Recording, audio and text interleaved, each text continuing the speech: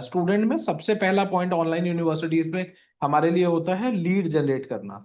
तो लीड्स में सबसे पहला ऑप्शन है लीड जनरेट। लीड जनरेट करने के लिए जब हम इस पेज पे आते हैं तो हमें प्री सिलेक्टेड अपना लीड ओनर दिखता है, अपना अकाउंट। अगर आपके पास मल्टीपल पार्टनर्स हैं तो वो अपना अपना लीड पंच कर सकते हैं।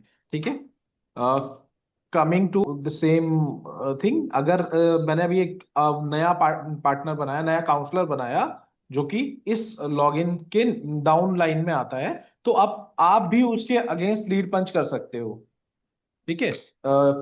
बाय डिफॉल्ट आप ही का सिलेक्शन होगा लीड ओनर में। आप यहाँ फुल नेम डालते हो, email ID, mobile number, course, सब course, date of birth, state, district, ये सारी चीजें डाल के जब आप सबमिट करते हो तो ये पर्टिकुलर लीड एमिटी यूनिवर्सिटी में पंच हो जाती है, एमिटी यूनिवर्सिटी में आई मीन पुश हो जाती है। और आपको पता चल जाता है कि इधर द लीड इज ट्रू और फॉल्स। ट्रू का मतलब है स्टूडेंट आईडी आ जाएगी उस लीड पे, और फॉल्स का मतलब है ऑलरेडी एग्जिस्ट आ जाएगा। और तीसरा एक यूज केस हो सकता है कि ना स्टूडेंट आईडी आई ना ऑलरेडी एग्जिस्ट आया, कोई टेक्निकल ग्लिच हुआ अगर उस पर्टिकुलर टाइम पीरियड में, तो आप उस लीड को रीट्राई कर सकते हैं। और वो रीट्राई कैसे करते हैं उस पे भी चलते हैं। तो यह शो लीड का बटन है। यहाँ पे जितनी भी लीड्स आज तक हमने पंच की हैं वो लिस्ट आ जाएगी उन लीड्स की। और अगर वो लीड रीट्राई करने वाली है, लेट अस सपोज हम कोई लीड पंच करेंगे यहाँ से एड लीड से, मतलब जनरेट लीड से, और यहाँ पर वो रीट्राई आ जाता है तो वो रेड कलर से शो होगा। जैसे ये स्टूडेंट का स्टूडेंट आईडी दिखा रहा है, इसकी जगह ऑलरेडी एग्जिस्ट दिखाएगा। और यहाँ स्टेटस के नीचे रीट्राई का बटन आएगा, जिस रीट्राई के बटन से आप डिटेल चेंज करके दोबारा से पुश कर सकते हो। आपको डुप्लीकेट लीड ऐड करने की जरूरत नहीं है सिस्टम में उस पर्टिकुलर यूनिवर्सिटी के लिए। सो एड लीड में हमने एक और चीज, एक और बटन देखा था, यूनिवर्सल लीड जनरेटर।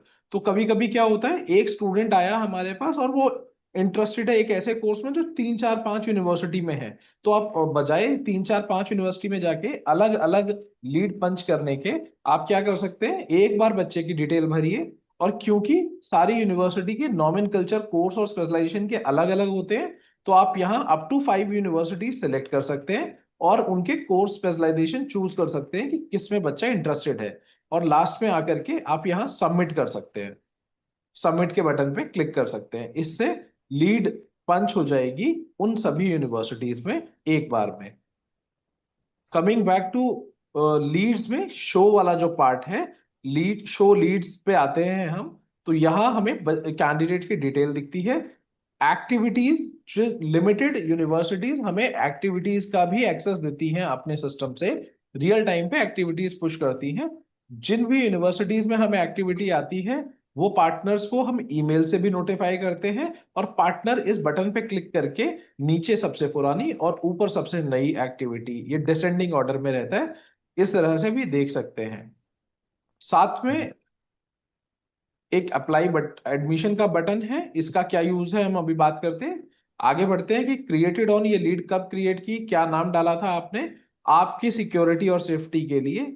आपके पास भी और हमारे पास भी बच्चों के मोबाइल नंबर, लीड्स के मोबाइल नंबर और ईमेल आईडी जो है ये एक्सपोज नहीं मास्किंग रहती, होती है। मास्किंग रहती है। जब भी हमें देखना है, मतलब आपको देखना है तो क्लिक करेंगे तो दिखेगा, छोड़ देंगे तो वापस मास्क हो जाएगा।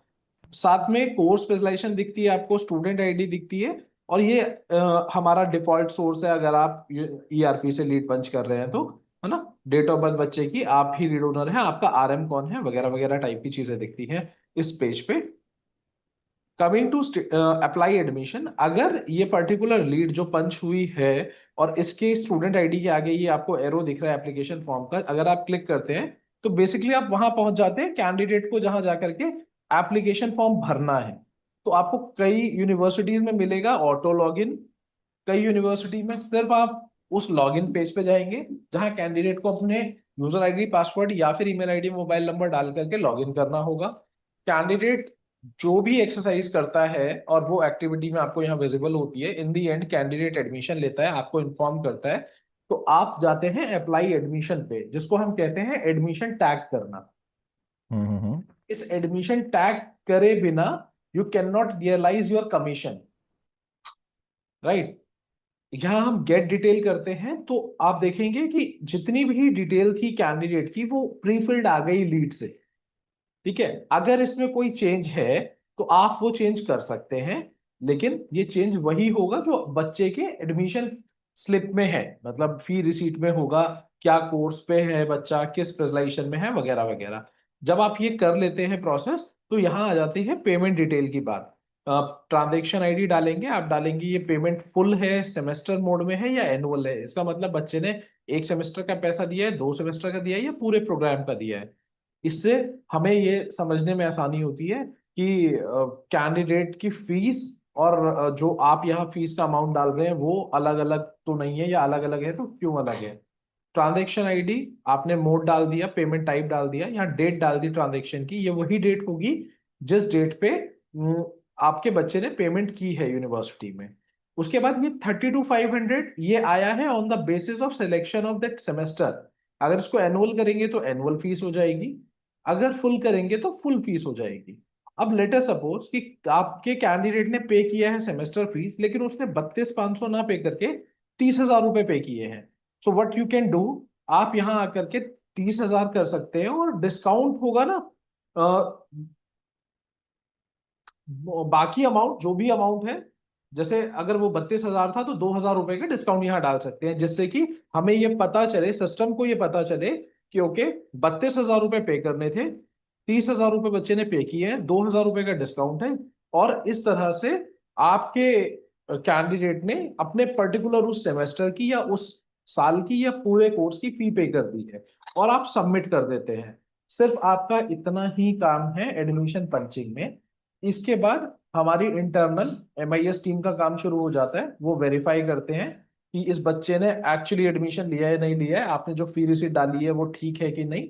और आफ्टर अप्रूवल ये आपको आपकी ऑटो इनवॉइसिंग में दिखने लगेगा, और ये ऑटो इनवॉइसिंग क्या है इसके बारे में हम आगे बात करेंगे।